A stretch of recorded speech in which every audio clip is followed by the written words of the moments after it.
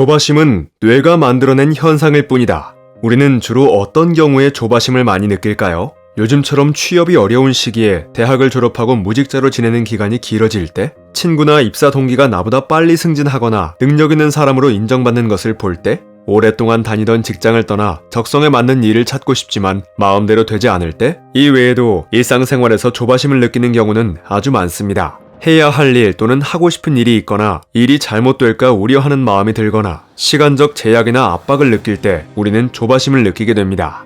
뇌과학으로 일상의 조바심을 덜어내고 삶의 균형을 되찾는 습관에 관한 책 당신의 뇌는 서두르는 법이 없다에서는 우리가 왜 불안하고 초조한지, 어떻게 하면 조바심을 떨쳐내는지를 다양한 실험과 뇌과학을 통해 알려주고 있습니다. 이 책에 따르면 조바심은 우리 삶에 큰 영향을 미친다고 합니다. 같은 상황에서도 여유를 잃지 않고 느긋한 사람이 있는가 하면 안절부절 못하고 가슴을 졸이는 사람도 있습니다. 조바심이 우리 삶에 미치는 대표적인 해악은 다음과 같습니다. 첫째, 인간관계가 어려워진다.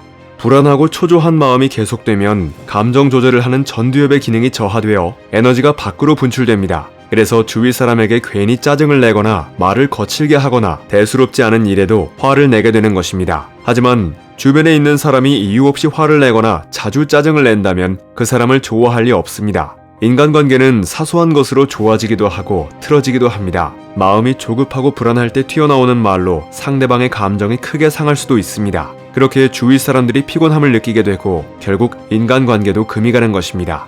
둘째, 정신적 장애가 생긴다.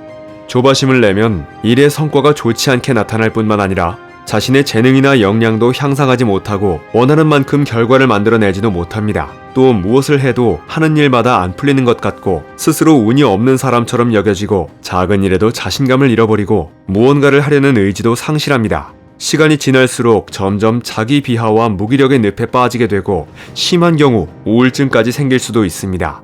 만성적인 조바심은 정신적 장애를 가져올 수 있습니다. 비정상적이거나 병적인 공포와 불안, 걱정으로 일상생활이 어려운 경우 불안장애나 공포증, 공황장애 등이 생기는 것입니다. 늘 불안하고 초조한 마음은 육체적으로나 정신적으로나 삶을 망가뜨리는 지름길인 셈입니다. 이런 인생이 계속된다면 삶 자체가 늘 고통일 수밖에 없습니다.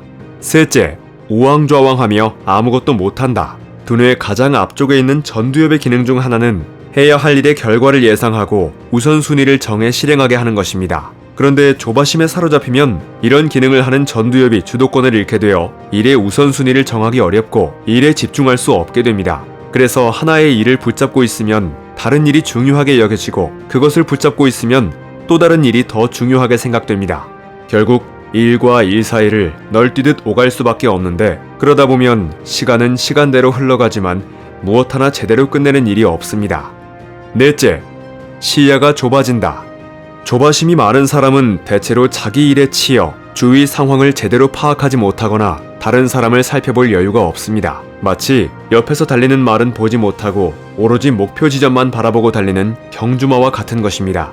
시야가 좁아지면 다양한 관점에서 사고하는 능력이 떨어집니다. 주어진 상황이나 문제 원인을 바라보는 관점 또는 해결책을 보는 방향이 다양하지 못하고 편향되는 것입니다. 그래서 사고력과 판단력 역시 저하되고 문제 해결 능력까지 떨어지는 것입니다. 불안과 걱정에 휘둘리지 않도록 뇌를 설계하는 방법을 담은 책 당신의 뇌는 서두르는 법이 없다에서는 조바심으로 시야가 좁아진 사람은 앞서 나가지 못하고 늘 뒤따라다니기만 한다고 말합니다. 늘 일에 치여 살면서도 저조한 성과만 내는 사람과 늘 여유 있어 보이면서 성과까지 좋은 사람의 차이는 여기에 있습니다. 앞서가서 먼저 기다리느냐, 뒤에서 여유 없이 쫓아가기만 하느냐의 차이입니다. 삶을 성공적으로 이끌기 위해서는 여유를 가지고 앞서 나갈 줄 알아야 합니다. 그래서 오늘은 삶의 독소나 다름없는 조바심에서 탈출하는 3단계 방법을 알려드리겠습니다. 1단계, 자신이 조바심을 낸다는 사실을 인지한다. 조바심이 날 때는 서둘러 그 감정 상태에서 벗어나야 합니다. 이때 제일 먼저 해야 할 것은 자기 인식입니다. 자신이 현재 느끼는 감정이나 정서, 의식이 어떠한지를 정확하게 파악하는 것으로 자기가 조바심을 낸다는 사실을 알아차려야 합니다. 그래야 감정을 통제할 수 있기 때문입니다. 조바심을 내고 있다는 사실을 인식했다면 현재 느끼는 감정에 짧게 이름을 붙입니다.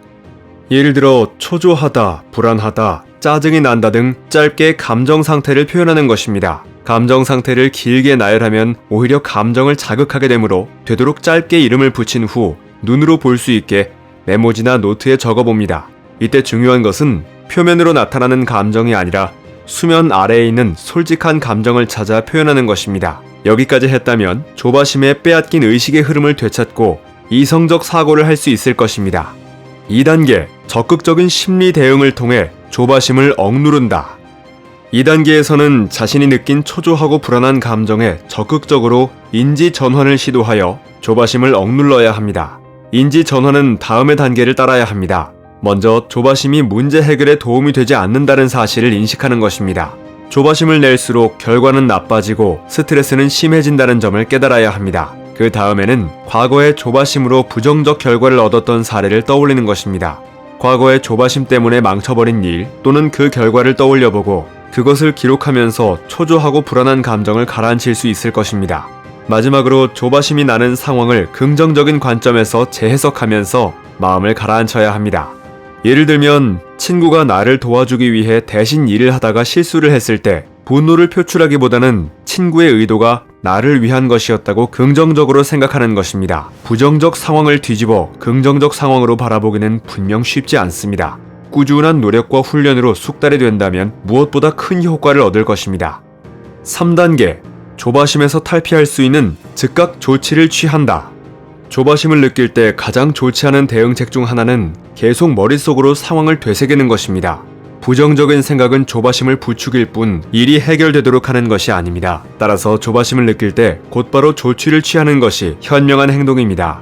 조바심이 나는 상황이 잘 해결되었을 때를 상상해보면서 긍정적인 생각을 하는 것이 좋습니다. 그러면 조바심을 느끼는 대신 지금 그 긍정적인 결과를 얻기 위해 해야 할 일에 몰입할 수 있습니다. 생각에서 벗어나 주의를 딴 데로 돌리는 것도 방법입니다. 마음이 편안해지는 음악을 듣거나 노래를 부르거나 가벼운 영화나 소설을 보는 것도 좋습니다.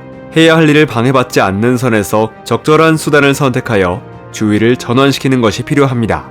조바심은 삶 자체를 힘들고 피곤하게 만듭니다.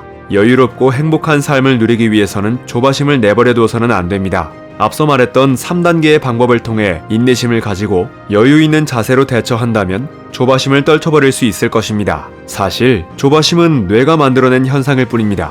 그런데도 우리는 늘 실체 없는 조바심에 시달립니다. 저 사람이 나보다 성과가 더 좋으면 어떡하지? 일 하나 제대로 못 해냈다고 날 멍청하게 볼지도 몰라 등 일어나지도 않은 일에 걱정하며 허둥지둥하게 됩니다. 문제는 조바심은 내면 낼수록 우리 정신을 갉아먹는다는 것입니다. 이것이 계속되면 불안장애로까지 이어집니다. 그래서 우리는 뇌 훈련을 통해 불안과 초조를 버리는 습관을 길러야 합니다. 책 당신의 뇌는 서두르는 법이 없다에서는 우리가 왜 불안하고 초조한지, 어떻게 하면 조바심을 떨쳐내는지를 다양한 실험과 뇌과학을 통해 알려줍니다. 조바심에서 벗어나려는 이유는 간단합니다. 감정에 휘둘려 휘청거리는 삶을 살지 않기 위해서입니다. 뇌과학을 통해 일상생활에서 느끼는 조바심을 덜어내고 삶의 균형을 되찾는 습관을 배울 수 있을 것입니다. 조금 더 빠르게, 조금 더 일찍 성과를 손에 쥐고 싶었을 뿐인데 오히려 그 조바심이 삶의 질을 떨어뜨리고 먼 길을 돌아가도록 만들고 있습니다. 물론 조바심에서 벗어나기까지는 오랜 시간이 걸립니다. 하지만 한번 벗어나는 순간부터 몸을 얽매던 쇠사슬에서 풀려나 진정한 삶의 자유를 찾을 수 있을 것입니다. 책갈피였습니다.